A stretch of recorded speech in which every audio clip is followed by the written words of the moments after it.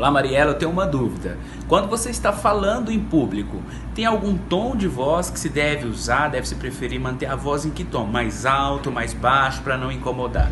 Agora uma outra dúvida também. Quando te somem as palavras, você está fazendo um discurso, você está falando em público, fazendo ao vivo, as palavras somem. Qual é o recurso? Para não parecer aquela coisa que travou. Tem algum recurso que pode ser utilizado nesse momento? Obrigado. José Júnior, qual o tom de voz?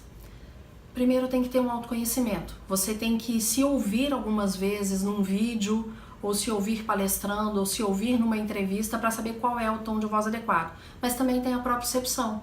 Aquilo que não te força, aquilo que não te incomoda, aquilo que permite que a sua voz, ao longo do dia, não se sinta cansada. Essa é uma dica básica com relação ao tom de voz. Ela tem que ser agradável, ela tem que ser natural. Então não dá para ser uma voz muito no nariz, não dá para ser uma voz muito no pescoço, aquela voz que ela vai ter um equilíbrio nessa região aqui. Se ela for equilibrada nessa região, ótimo.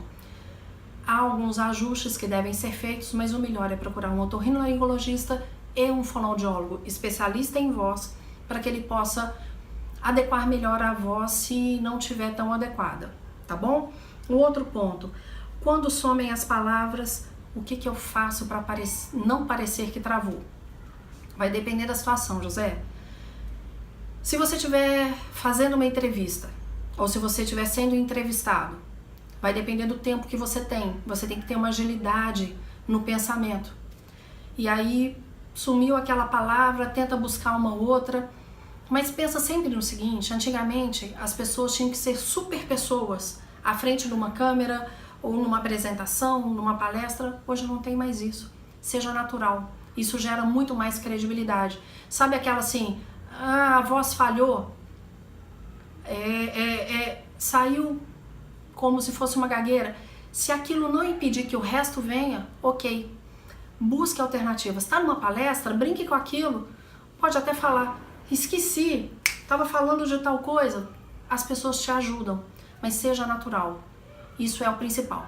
Agora lembra sempre de uma coisa, independente de onde você fizer a sua apresentação, seja numa palestra, seja para dar uma aula, seja para dar uma reunião, seja para entrevistar alguém ou se for entrevistado, se prepare. O assunto sobre o qual você for falar, você tem que dominar pelo menos o básico dele.